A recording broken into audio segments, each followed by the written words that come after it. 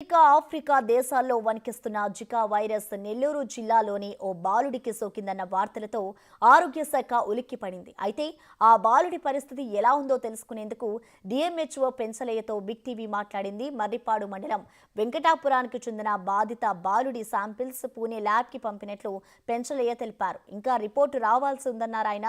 బాలుడికి ఉన్న లక్షణాలు బట్టి అనుమానంతో మాత్రమే పరీక్ష చేయించామన్నారు. ప్రస్తుతం బాలుడు చెన్నైలోని ఆసుపత్రిలో చికిత్స పొందుతున్నాడని, ఆరోగ్యం బాగానే ఉందంటున్న డిఎంహెచ్ఓ పెంచలేతో మా ప్రతినిధి Surendra face to face. Zika virus కలకలం కొనసాగుతుంది. దీనికి సంబంధించి మనతో మాట్లాడేందుకు డిఎంహెచ్ఓ పెంచలే మనతో పాటు ఉన్నారు. ఆయన అడిగి మరిన్ని విషయాలు తెలుసుకుంది. సార్, ఈ యొక్క జికా వైరస్కి సంబంధించినటువంటి ఒక కలకలం కూడా రేగుతుంది. ఇప్పటికే బాలుడు కూడా చెన్నైలో వైద్యం తీసుకుంటున్నట్టు తెలుస్తుంది. ఏమంటారు, అసలు ఏంటి విషయం?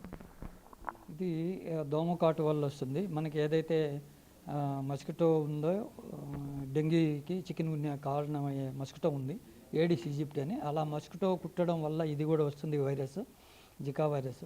దీని సిమ్టమ్స్ కూడా ఇంచుమించు అలాగే వైరల్ అన్ని సిమ్టమ్స్ ఉంటాయి. ఎక్స్ట్రాగా దీనికి కంజంక్టివైటిస్, కళ్ళ లాంటిది వస్తుంది. అలాగే న్యూరలాజికల్ సిమ్టమ్స్ కొన్ని ఉంటాయి. అది తప్పిస్తే మిగతా అంతా జలుబు, జ్వరం, దగ్గు, ఈ దద్దులు రావడం ఇలాంటివి అయితే కామన్గా వస్తుంటుంది.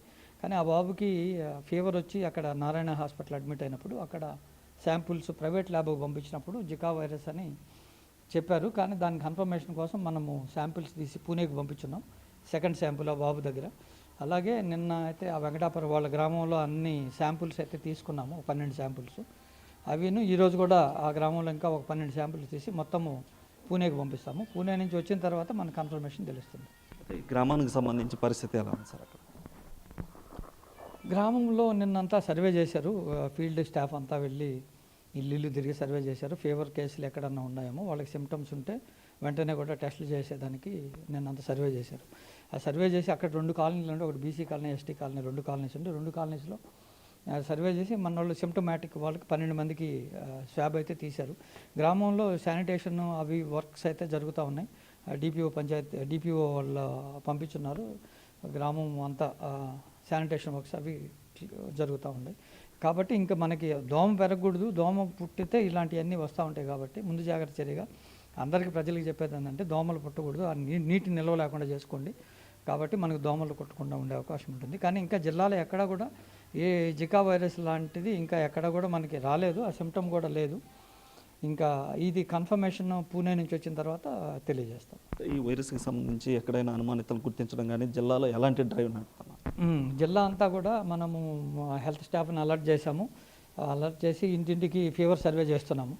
ఇల్లు తిరిగి ఫీవర్ సర్వే చేసి ఎక్కడన్నా అనుమానితులు ఉంటే, న్యూరలాజికల్ సిమ్టమ్ అంటే బ్రెయిన్కి సంబంధించిన ఏదన్నా సిమ్టమ్ ఉంటే వెంటనే కూడా వాళ్ళని జికా వైరస్ కోసం శాంపిల్ కలెక్ట్ చేయమని చెప్పున్నాము. అలాగే ఆదేశాలు ఇచ్చున్నాం. అలాగే అన్ని చోట్ల కూడా స్పెషల్ డ్రైవ్ పెట్టున్నాం ఇప్పుడు ఫీవర్ సర్వేకి. దీంట్లో బయటకు వస్తే మనకి అర్థమవుతుంది. ఈ వైరస్ వల్ల ఎలాంటి ప్రమాదాలు ఎదుర్కొనవచ్చు అంటే పిల్లలు కావచ్చు, ఇంకా మధ్యస్థ వయసులో ముసలి వాళ్ళు ఇళ్ళంతా ఉంటారు కదా, దీనికి సంబంధించి ఎలాంటి ప్రమాదానికి గురయ్యేటువంటి అవకాశం ఉంది? అంటే ఈ వైరస్ ఎస్పెషల్లీ జికా వైరస్ బ్రెయిన్కి వెళ్ళిందంటే మెనింజైటిస్ అని వస్తుంది. మెనింజైటిస్ వచ్చినప్పుడు ఇంకా దానికి సంబంధించిన సిమ్టమ్స్ అన్నీ బయటపడతాయి. అంటే ఆల్టర్డ్ సెన్సోడియం, మర్చిపోవడం, గుర్తుపట్టలేకపోవడం, పేరెంట్స్ని గుర్తుపట్టలేకపోవడం, ఎవరిని గుర్తుపట్టలేకపోవడం, ఇలాంటి సిమ్టమ్స్ వస్తాయి. కానీ అంత దూరం పోకుండా మనకి వెంటనే కానీ ట్రీట్మెంట్ తీసుకుంటే అది బ్రెయిన్ దాకా పోదు. ఫీవర్ ఉన్న స్టేజ్లోనే వెంటనే అర్లీగా కనుక్కొని మనం ఏదైనా ఎనీ ఫీవర్, ఇప్పుడు మలేరియా కూడా బ్రెయిన్కి ఎక్కుతుంది, అట్లే డెంగ్యూ వచ్చిందంటే అది షాక్ సిండ్రోమ్ లేకపోతుంది. ఇట్లా మనం లేట్ చేసే కొద్దీ ఎనీ డేంజరస్ అయ్యే అవకాశం ఉంది. కాబట్టి లేట్ చేయకుండా వెంటనే ఫస్ట్ స్టేజ్లోనే మనము జ్వరం వచ్చినప్పుడే వెంటనే హాస్పిటల్కి వెళ్ళి ట్రీట్మెంట్ తీసుకుంటే ఇదేమంత పెద్ద ప్రమాదం కాదు, వైద్యం అయితే ఉంది.